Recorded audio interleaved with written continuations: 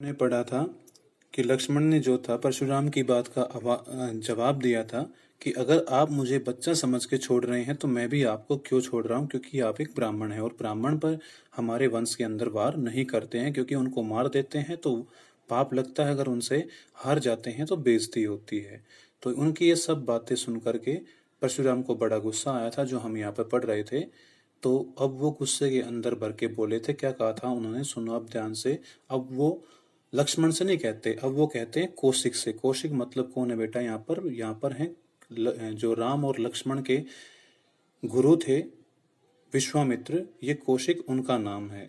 तो कौशिक को ही विश्वामित्र कहते हैं। आप जानते होंगे जब छोटे बच्चे बांधते नहीं हैं तो बड़ों से जो है हम उलाना देने जाते हैं कि आप अपने बच्चे को समझा लें। परशुराम भी कुछ ऐसा ही काम यहाँ पे कर रहा है कि वो कौशिक से कह रहा है अब कि कौशिक, हे विश्वामित्र, सुनहु सुनो, मंद मंद बुद्धि येहू ये बालकू, कि ये बालक तो मंद बुद्धि का, इसको समझ नहीं है, सुनो तुम सुनो। तो हे कौशिक, सुनहु सुनो, मंद यही बालकू, ये बालक मंद बुद्धि का है। कुटिल कालवश, कुटिल चालाक, कालवश मृत्यु के वश। यहाँ पर बेटा मृत्यु को चालाक बताया गया, क्योंकि मृत्यु बड़ी चालाक होती है, वो कहीं से किसी टाइम किसी भी वक्त आ सकती है, इसी कारण उसको बड़ा चालाक बताया गया। तो यह चालाक मृत्यु के वश में होकर के निज अपने कुल वंश गाल को खतरा, कि ये अपने वंश के लिए क्या बन रहा है, खतरा बन रहा है। क्योंकि तुम तो जानते हो कि मैं जब मारने लगा तो केवल इसको ही नहीं मारूंगा, फिर पूरे वंश को ही खत्म कर दूंगा। तो ये मृत्यु के वश में होकर अपने पूरे वंश के लिए खतरा बन रहा है। भानु सूर्य वंश, सूर्य वंश ये राम के वंश का नाम है बेटा, उनके वंश का नाम था सूर्य वंश। चाकेश चंद्रमा, राकेश चंद्रमा कलंकु कलंक है, कि ये सूर्य वंश के चंद्रमा पर कलंक है। यहाँ अटके नहीं सूर्य और चंद्रमा के बारे में बेटे, वो उनके वंश का नाम तो था सूर्य वंश, लेकिन जो चमक रहा था किसके समान, राकेश के समान, जो उज्जवल था चांद के समान, और उस पर क्या है, ये एक दाग है, एक कलंक है। कौन, लक्ष्मण। ये बातें परशुराम कह रहा है कि ये सूर्य वंश के चंद्रमा पर कलंक है। यह निपट, बहुत ज्यादा, निरा, हम कहते हैं निरा पागल है, यह निरा, निरंकुशु, बिना अंकुश बिना शंका वाला, मतलब इसके ये शरारती है, बड़ा उद्दंड है। अबुधु, बिना बुद्धि का, और अशंकु, शंका तो इसमें है ही नहीं, बड़ा निडर है। कि ये क्या है, तीन बताया उसको, कि ये उद्दंड है, शरारती है, बिना बुद्धि का है, और इसमें डर भी नहीं है। निडर बता करके वो प्रशंसा नहीं कर रहा, वो उसकी किस्म से शिकायत लगा रहा है कि इसको डर भी नहीं लगता, वो भी मुझसे नहीं लगता। तो ये बात कही परशुराम ने। आगे कहता है, काल कवलु, काल के वश होकर के, हो ही होकर के, क्षण माही, इसी क्षण मुझसे मारा जाएगा। कि ये मृत्यु के वश में होकर मैं इसी क्षण इसको काट डालूंगा, मार डालूंगा। कहूँ पुकारी, और पुकार कर कहता हूँ, खोरी, गलती, खोरी होता है गलती, मोही मेरी नाही नहीं, इसमें मेरी फिर कोई गलती नहीं होगी। कभी तुम फिर मेरी गलती निकालो कि तुमने इसको क्यों मार दिया, तो मैं पहले ही कह रहा हूँ कि ये बच्चा है ही मारने लायक, इस कारण इसमें मेरी कोई गलती नहीं होगी।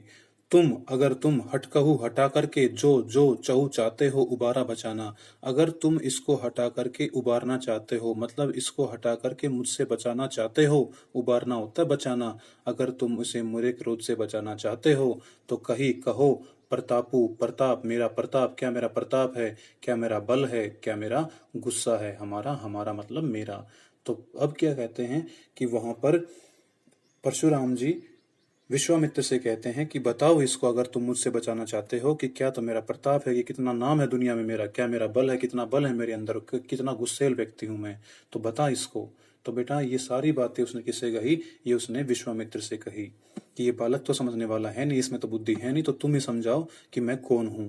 लेकिन विश्वामित्र के बोलने से पहले ही कौन बोल पड़े, लक्ष्मण जी बोल पड़े। क्या बोलते हैं, लखन कही, लखन जी कहते हैं मुनि, कि मुनि जी, सुसु तुम्हारा, तुम्हारा सुयश, कि तुम्हारा महान यश, तुम्ही अछत, तुम्हारे होते हुए किसी अन्य को वर नहीं पारा, वर्णन करना पार नहीं है।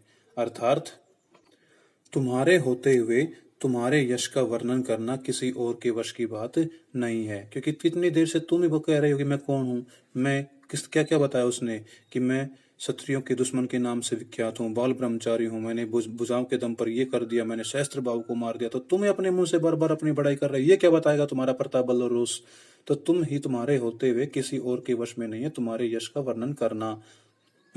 अपने मुंह से तुमने अपनी करनी अपनी बड़ाई की, कि अपने ही मुंह से तुमने अपनी बड़ाई की, और बार अनेक, एक बार नहीं अनेक बार, भांति बहुत बहुत बरनी वर्णन किया, कि तुमने अपने ही मुंह से अपनी बड़ाई की, और एक बार नहीं बहुत बार तुमने अपनी इस व्याख्या को गाया, अपनी इस बड़ाई को किया।